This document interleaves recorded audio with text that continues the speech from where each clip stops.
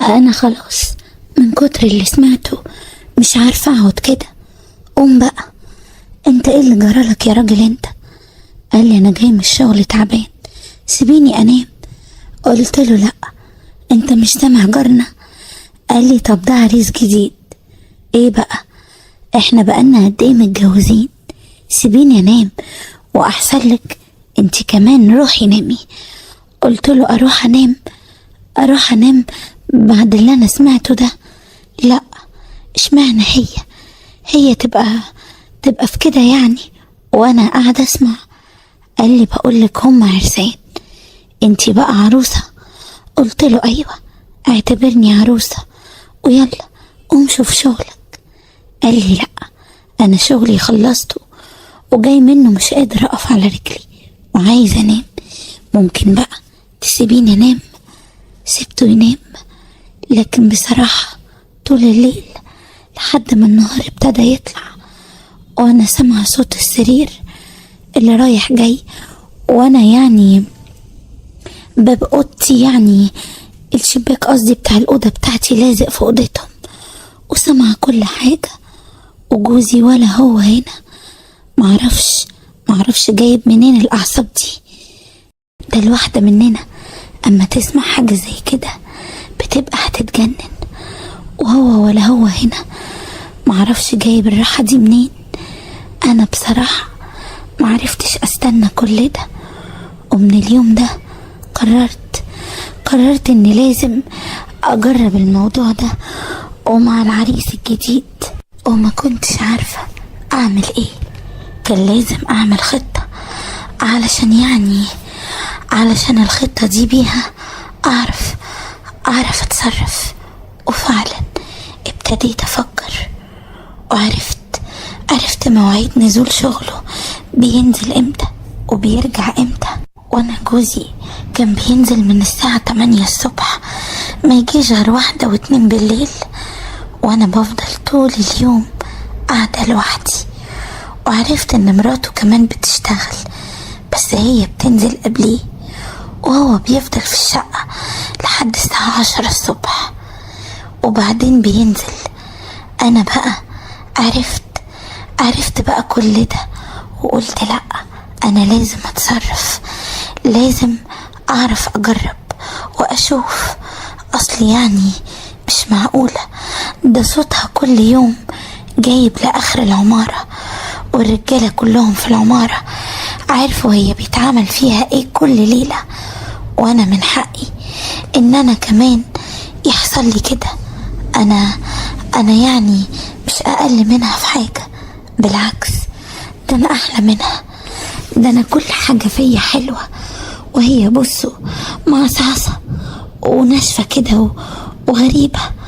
وانما انا كل حاجة فيا مظبوطة بالظبط. علشان كده كنت شايفة ان انا اولى بيه منها هي، وان انا استحق ان انا اللي اجرب كل اللي بيحصل. وفعلا في يوم من الايام بعد ما هي نزلت وجوزي كمان كان نزل وهو كان قاعد في البيت لوحده، خبطت عليه بحجة الغسيل. ايوه، قلت له يعني ان في هدوم طارت عندك في البلكونة. قال لي خلاص اتفضلي حضرتك روحي، وانا نازل هجيبها لك، لاني مش هينفع تدخلي دلوقتي يعني، اصل انا لسه خارج من الحمام. وعرفت وقتها انه يعني لابس لبس ما ينفعش ان انا اشوفه بيه. وفعلا دخلت شقتي واستنيته، وشوية ولقيته جاي عشان يديني الهدوم اللي وقعت. فتحت له وانا لابسة جلابية بلدي ماسكة شوية محزقة حتتين يعني 3 كده. وابتدى هو يبص وهو بيديلي الغسيل باصص. قلت له طب اتفضل اشرب حاجة، انا تعبتك.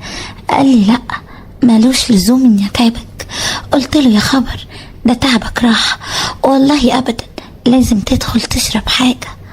وفعلا دخل عندي علشان يشرب حاجة، وانا دخلت عملت له كوباية قهوة واديتها له وقعدت ادردش معاه وعرفت منه ان هو يعني عريس جديد. طبعا انا عارفة كل ده، لكن انا كنت عايزاه هو اللي يتكلم. وعرفت كمان ان هو يعني متجوز هنا بقاله 1.5 شهر، وان يعني هو يعني كل حاجة بيعملها ان هو بيروح لشغله وبيجي من الشغل على البيت، وملوش اصحاب ولا حد، ومراته كمان بتشتغل. قلت له يا خبر، بتشتغل؟ طب ويعني ما تأخذنيش، بتشوف طلباتك ازاي؟ دي واحدة بتشتغل يعني زيها زيك، بترجع برضه من الشغل تعبانة. قال لي ايوه، ما هي دي المشكلة. اي نعم، هي بتحاول ما تأثرش، لكن برضه في حاجات كتير قوي هي مقصرة فيها. وحسيت ان هو يعني عايز يتكلم لكنه مكسوف، وابتديت من هنا بقى التعرف عليه، وبقيت كل يوم انا وهو نتكلم سوا، وهو نازل يخبط عليا يسألني اذا كنت محتاجة حاجة ولا لا. وكمان اخدنا تليفونات بعض، وبقيت بصراحة من وقت للتاني اكلمه في التليفون. ويعني في مرة رجع بدري، وتقريبا كده كان نسي المفتاح بتاع البيت بتاعه، وانا سمعته وهو عمال يخبط على الباب، فكر ان مراته رجعت قبليه. لكن انا لما بصيت من العين السحرية بتاعت الباب لقيت هو اللي بيخبط. فتحت الباب وسألته في ايه، قال لي ان هو نسي المفتاح وكان بيخبط، يمكن تكون مراته يعني رجعت قبليه يعني، او سابت له المفتاح في حتة. قلت له يا خبر، طب وانت هتفضل واقف كده لحد ما هي تيجي؟ تعال اتفضل انا قاعدة لوحدي. وهو اول ما سمع كده جه عندي وقعدنا، وقعد يسألني على جوزي، وقعدت اتكلم معاه وقلت له يا حسرة عليا، اهو في الشغل. قال لي مالك زعلانة كده ليه؟ مش عايزاه يشتغل؟ قلت له بالعكس، ده انا بتحايل عليه علشان يشتغل،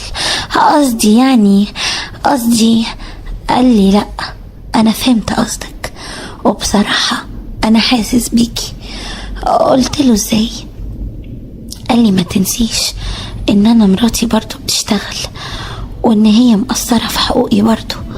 قلت له ايوه، بس اكيد مش زيي. قال لي مين اللي قالك؟ قلت له انا اللي بقولك كده. قال لي طب بقولك ايه؟ قلت له قول. قال لي ما تيجي احنا الاتنين كده يعني نشوف الدنيا كده ونظبط. قلت له ازاي بس؟ قال لي زي الناس. هو جوزك هيجي امتى؟ قلت له مش بقولك بيجي على 2 ولا 3 بالليل، يعني بعد نص الليل. قال لي خلاص، انا بقى هقوم بالواجب. قلت له ازاي؟ قال لي مش الجار للجار برضه؟ قلت له ايوه. قال لي طيب، وانا لازم اشوف جارتي محتاجة ايه واعمله لها واريحها واخليها مبسوطة. وبصراحة اللي عمله خلاني مبسوطة خالص، لدرجة اني كنت حاسة ان انا طايرة فوق، مش حاسة ابدا باللي بيجرى من حواليا. وبقيت من اليوم ده وانا معاه على طول، وكل يوم لازم يجي يشوفني ويشوف طلباتي ويشوفني محتاجة حاجة ولا لأ. المشكلة ان مراته ابتدت تحس وابتدت تيجي بدري قبليه، ومن ساعة ما عملت كده وانا وهو مش عارفين نتقابل. وبصراحة انا مش عارفة الحل ايه. يا ريت انتوا تقولولي اعمل ايه واتصرف ازاي.